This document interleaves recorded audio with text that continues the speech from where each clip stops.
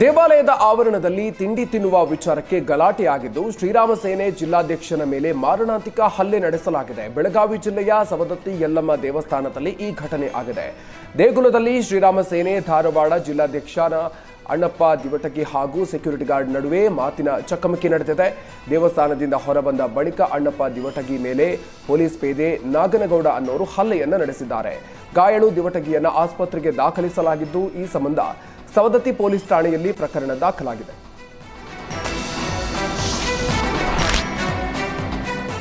ಉಡುಪಿಯ ಕಾಪು ತಾಲೂಕಿನಲ್ಲಿ ಚಿರತೆ ಆತಂಕ ಹೆಚ್ಚಾಗಿದೆ.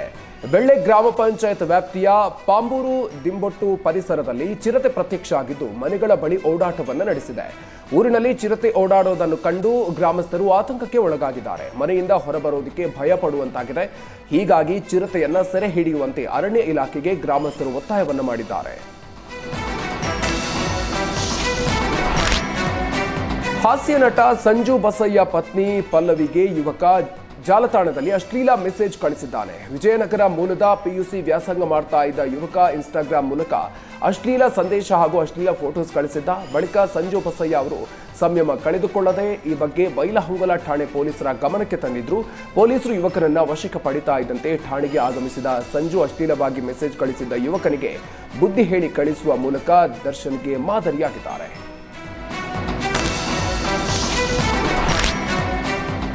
ಉಡುಪಿಯ ಕಾಪು ಹೊಸ ಮಾರಿಗುಡಿಗೆ ಅಶ್ವಿನಿ ಪುನೀತ್ ರಾಜ್ಕುಮಾರ್ ಭೇಟಿ ನೀಡಿದ್ದಾರೆ. ಮಗಳು ವಂದಿತಾರ್ ಜೊತೆಗೆ ಮಾರಿಯಮ್ಮನ ದರ್ಶನ ಪಡೆದ ಅಶ್ವಿನಿ ದೇವಿಗೆ ವಿಶೇಷ ಪೂಜೆಯನ್ನು ಸಲ್ಲಿಸಿದ್ರು. ಈ ಹಿಂದೆ ಕೂಡ ಅಶ್ವಿನಿ ಪುನೀತ್ ರಾಜ್ಕುಮಾರ್ ಕಾಪು ಹೊಸ ಮಾರಿಗುಡಿಗೆ ಭೇಟಿ ನೀಡಿ 9 ದಿನ ನವದುರ್ಗ ಲೇಖನ ಬರೆದು ದೇವಿಗೆ ಸಮರ್ಪಿಸಿದ್ರು. ಈಗ ಮತ್ತೊಮ್ಮೆ ಮಗಳೊಂದಿಗೆ ದೇವಿ ದರ್ಶನವನ್ನು ಪಡ್ಕೊಂಡಿದ್ದಾರೆ. ಬೆಂಗಳೂರಿನ ಕುವರಿ 8 ವರ್ಷದ ಪುಟಾಣಿ ಅನ್ವಿ ಪಟೇಲ್ ಕರಾಟೆ ಜಗತ್ತಿನಲ್ಲಿ ಹೊಸ ಅಲೆಯನ್ನೇ ಸೃಷ್ಟಿಸಿದ್ದಾಳೆ. ಬೆಂಗಳೂರಿನ ಅಮೃತ ಇಂಟರ್ನ್ಯಾಷನಲ್ ವಿದ್ಯಾಲಯಂನಲ್ಲಿ ಓದುತ್ತಿರುವಂತಹ ಅನ್ವಿ ರಾಷ್ಟ್ರೀಯ ಅಂತಾರಾಷ್ಟ್ರೀಯ ವೇದಿಕೆಗಳಲ್ಲಿ ಗೆದ್ದು ಕೀರ್ತಿ ತಂದಿದ್ದಾಳೆ. Master trainer MG Prasad, coach Dilip Kumar Behra ಕೈಗಳಲ್ಲಿ ತರಬೇತಿ ಪಡಿತಾ ಇರುವಂತಹ ಅನ್ವಿ ಪಟೇಲ್ ಇತ್ತೀಚೆಗಷ್ಟೇ ಶ್ರೀಲಂಕಾದಲ್ಲಿ ನಡೆದಂತಹ ಸೌತ್ ಏಷ್ಯನ್ ಯೂತ್ ಕರಾಟೆಯಲ್ಲಿ ಕಂಚು, ಮಲೇಷಿಯಾದಲ್ಲಿ ನಡೆದಂತಹ ಅಂತಾರಾಷ್ಟ್ರೀಯ ಕರಾಟೆ ಸ್ಪರ್ಧೆಯಲ್ಲಿ ಬಂಗಾರವನ್ನ ಗೆದ್ದಿರೋದು ವಿಶೇಷ. ಇನ್ನು ಆಜಾದ್ ಪಟೇಲ್, ನಂದಿನಿ ದಂಪತಿ ಮಗಳಾಗಿರುವ ಅನ್ವಿ ಈವರೆಗೂ 18 ಚಿನ್ನ, 2 ಬೆಳ್ಳಿ, 8 ಕಂಚಿನ ಮೆಡಲ್ಗಳನ್ನ ಗೆದ್ದು ಭರವಸೆಯನ್ನ ಮೂಡಿಸಿದ್ದಾಳೆ.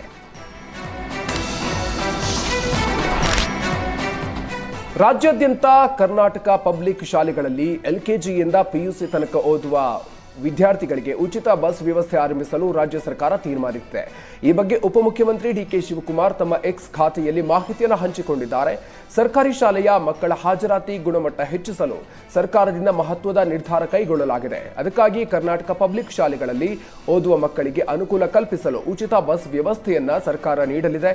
ಮಕ್ಕಳು ಇದರ ಸದುಪಯೋಗವನ್ನು ಪಡ್ಕೊಳ್ಬೇಕು. ಬಡವರ ಮಕ್ಕಳಿಗೆ ಶೈಕ್ಷಣಿಕವಾಗಿ, ಆರ್ಥಿಕವಾಗಿ ಬಲ ನೀಡೋದಕ್ಕೆ ಸರ್ಕಾರ ಈ ಮಹತ್ವದ ಕ್ರಮ ತೆಗೆದುಕೊಂಡಿದೆ. ಸರ್ಕಾರಿ ಶಾಲೆಗಳ ಸಬಲೀಕರಣಕ್ಕೆ ಸರ್ಕಾರದ ದಿಟ್ಟ ಹೆಜ್ಜೆಯೂ ಇದಾಗಿದೆ ಅಂತ ಎಕ್ಸ್ ಪೋಸ್ಟ್ನಲ್ಲಿ ಹಂಚಿಕೊಂಡಿದ್ದಾರೆ.